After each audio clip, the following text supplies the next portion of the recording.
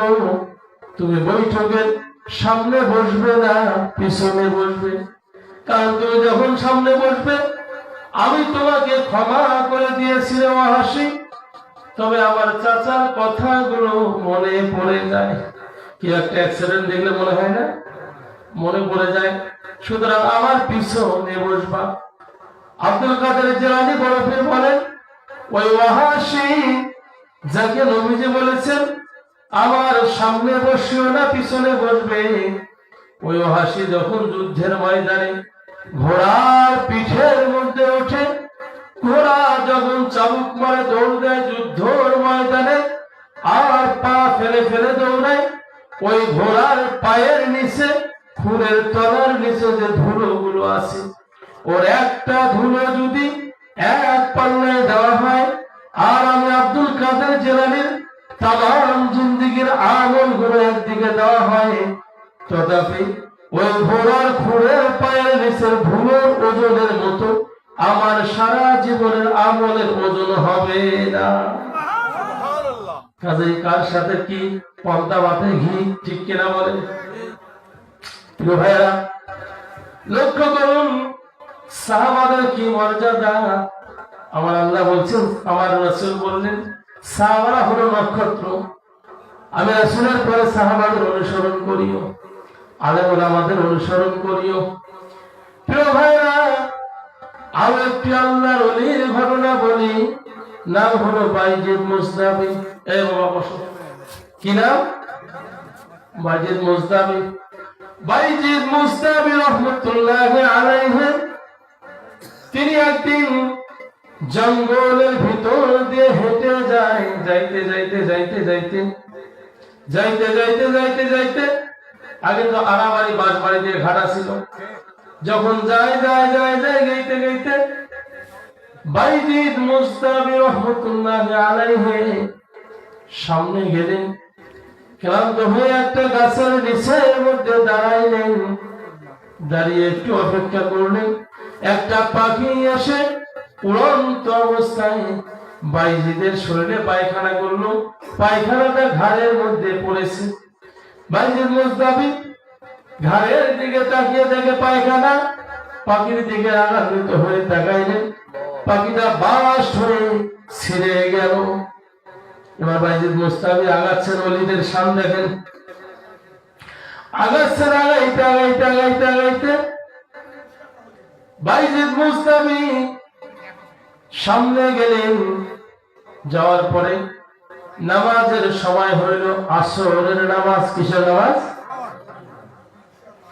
আসরের নামাজের সময় হইল। লতা পাতা দিয়ে একটি ঘর ঘিরানো। বাইজিদ মুস্তাবি বলতেছে, এই ঘরের ভিতরে কে আছো? একবার বলল, কে আছো? আমাকে একটু উজু করার পানি দাও, আমি উজু করবো। পানি পাইল না। আবার বলল, কে আছো? আওয়াজ হয় না। তিনবারের বেলা বলল, কে আছো? ভিতর থেকে রাজা বসি ধমক দিয়ে বলে, বাইজিদ, এ বাইজিদ, এটা পাখি মারার জায়গা নয় রে বাইজিদ, এটা হলো আমার বাড়ি। বাইজিদ থমকে গেলেন, ঘটনা কি সর্বনাশ, এ কেমন করে জানলো পাখি আমি মেরে ফেলছি? এবার বাইজিদ আসামি হইল, তার থেকে বরফের বেড়াইলো কি বেড়াইলো না? কেমনে জানলো? কণ্ঠটা মহিলা মানুষের। বলে, কে মা আপনি? আপনি কেমনে জানলেন পাখি মারার ঘটনা? বলে, পরে শোনো। পানি তুলে এক বদলা উজু করবে, উজু করতে গিয়ে দেখে একটা জায়গায় আগুন ধরেছে। এবার বাইজিদ মুস্তাবি রহমতুল্লাহ আলাইহি পানিটা ঢেল ঢেলে ভিতর থেকে মহিলা আওয়াজ দিয়ে বলল, বাইজিদ, লোকদেরকে যদি বাঁচাইবার অনুমতি থাকতো তোমার আগে আমি বাঁচিয়ে দিতাম। ওই লোকগুলো নাফরমান, আল্লাহ গজবে ধ্বংস করে দিবেন, সুতরাং পানি চটকার আর হবে না। বাইজিদ আরো অবাক হইলেন, এটা কেমন কথা? বলে, কে মা আপনি? কেমনে এতগুলো জানলেন?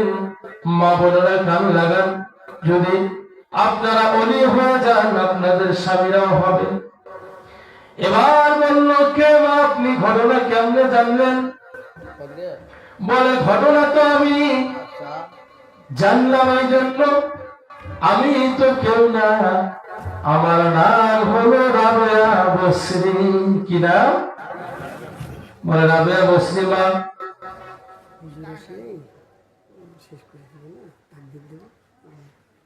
বলে রাবেয়া বসরি মা, কেমনে আপনি এটা জানলেন? বলে আমি জানলাম, আমি আমার স্বামীর খেদমত করে করে করে করে এত কামালিয়াত অর্জন করেছি। মা বোনেরা, সবচেয়ে বড় কামালিয়াত হলো স্বামীর খেদমত করা।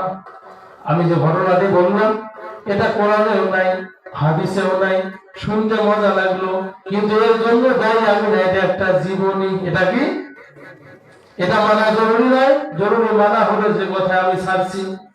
সন্তান যখন জন্ম নেবে, বাবার দায়িত্ব হইল, মায়ের দায়িত্ব 2 বছর দুধ পান করাবে, আর বাপের দায়িত্ব হলো মায়ের ভরণ পোষণ দিবে, কাপড় চোপড় দিবে।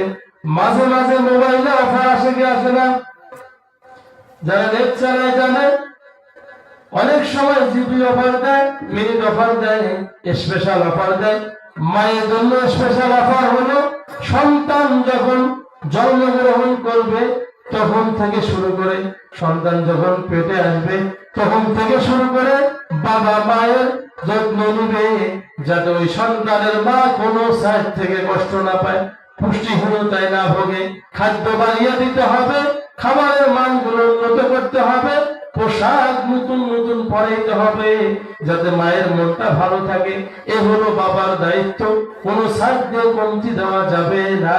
এখন যখন বাবা এই দায়িত্ব পালন করা ভুলে গেলেন, মায়ের পেটে সন্তান আসলো, বাবায় গরু ধরি যায় পীরের বাড়ি। আসলে না এরকম? এরকম বলতে আসলে নাই? এটা কিন্তু অনেক ভালো, আলহামদুলিল্লাহ। যে জলসে আমরা আছি, আমাদের এই তরিকতের হুজুর অনেক ভালো, এরকমও আছে। প্রিয় ভাইরা, দেখবেন ওই স্ত্রীর খোঁজ খবর রাখে না, ডাংমারি করে। আল্লাহ বলছেন খাবার দিতে হবে, পুষ্টিকর ভালো খাবার।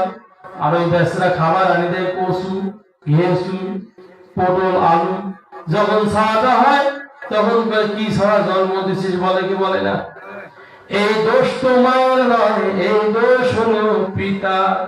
কারণ মায়ের দায়িত্ব দুধ পান করানো, পিতার দায়িত্ব হলো ভরণ পোষণ, দেখভাল। সম্পূর্ণ দায়িত্ব আল্লাহ দিয়েছেন পিতাকে। কাদের বলা হয়েছে? বিবাহের মজলিসে বসবে, নবী বলেছেন ও যুবক, তখন তুমি বিবাহে বসবে যুবক, যখন তোমার স্ত্রীকে ভরণ পোষণ দেওয়ার অ্যাবিলিটি থাকবে, তখন বিয়ের পিড়িতে বসবে। আর যখন স্ত্রীকে ভরণ পোষণ দেওয়ার কোনো অ্যাবিলিটি থাকবে না, ইনকাম করবে না, তখন তুমি রোজা থাকবে, তোমার জন্য বিবাহ হারাম। কত সুন্দর সমাধান না? এখন আমরা ডাক দেই, ওর বাপের কি আছে, ছেলের বাপের কি আছে দেখিনি, ছেলের কিন্তু দেখিনি, ছেলের কি আছে না ওটা দেখার টাইম। নবী বললেন ছেলেকে দেখতে হবে।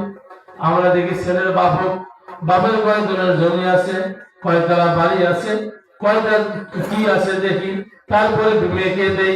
কয়দিন পরে মেয়ের সঙ্গে লাগে মারামারি, দৌড়ে যাই হুজুরের কাছে পানি পড়া বলি, হুজুর আপনার পানি পড়া ছাড়া কাম হবে না।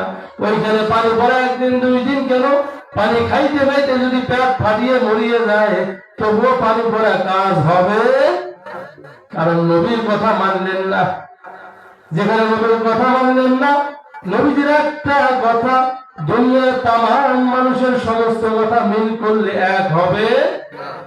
ওই যে বাইজিদ মুস্তাফি, ওই যে আব্দুল কাদের জিলানীর একটা আমল, জীবনের আমল নবীর সাহাবার পায়ে ধুলের মতো হয়নি, ঠিক কিনা বলেন?